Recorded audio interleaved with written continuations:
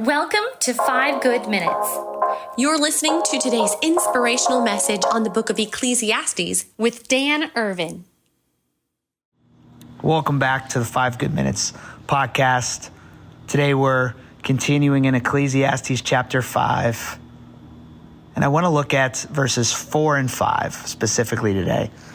It says this. It says, "When you make a vow to God, do not delay to fulfill it. He has no pleasure in fools. Fulfill your vow. It is better not to make a vow than to make one and not fulfill it." So talking about this idea of vows, promises, specifically when we make promises to God. You know, the author here is warning us against the weight of these promises. And really, these two verses expose something that's universal about our human nature. It's these promises that we make that to God in these moments of desperation that we've probably all done at one point or other in our lives. I can remember being young, maybe 9, 10 years old, and our dog ran away from home. Couldn't find the dog. And I remember just praying for one of the very first times in my life on my knees, "God, if you bring this dog home, I promise I'll go to church forever, for the rest of my life." And sure enough, God brought the dog home eventually unharmed. And you know what? I've missed a day or two at church in my life, believe it or not.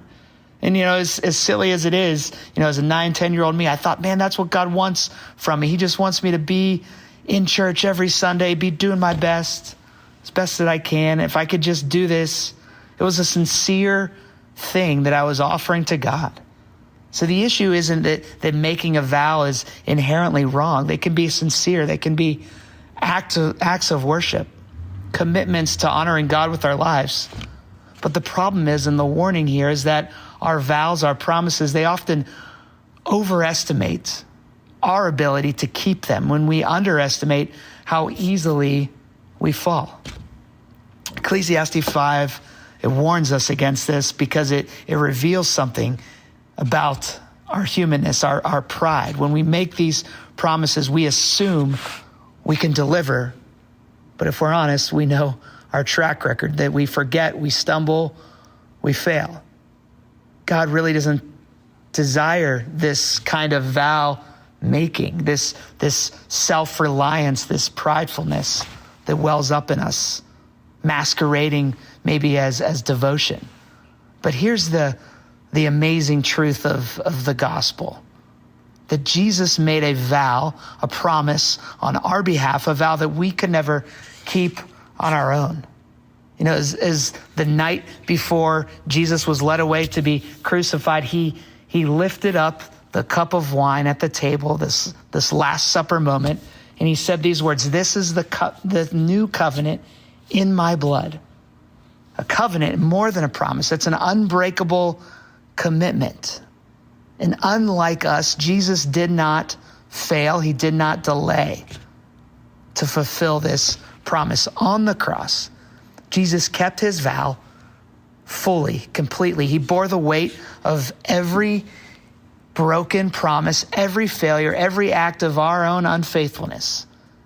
His sacrifice wasn't a hasty gesture saying, "God, if you just do this." It was the fulfillment of God's eternal plan to bring us back to himself.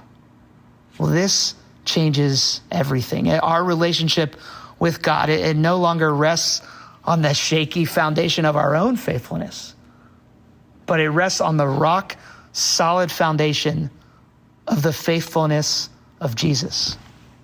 So what does this mean?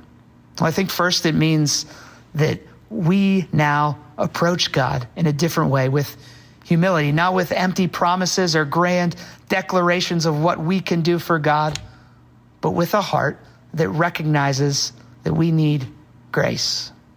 And secondly, I think it means we can trust God in a new way. It means that instead of making vows we can't keep, we can cling to the promises that Jesus made for us. "I will never leave you nor forsake you." Jesus' words. We can stop trying to impress God with promises that we're unlikely to keep. Instead, we can rest in the covenant that Jesus secured for us on the cross. His faithfulness, is more than enough for us. Thanks for joining us here today.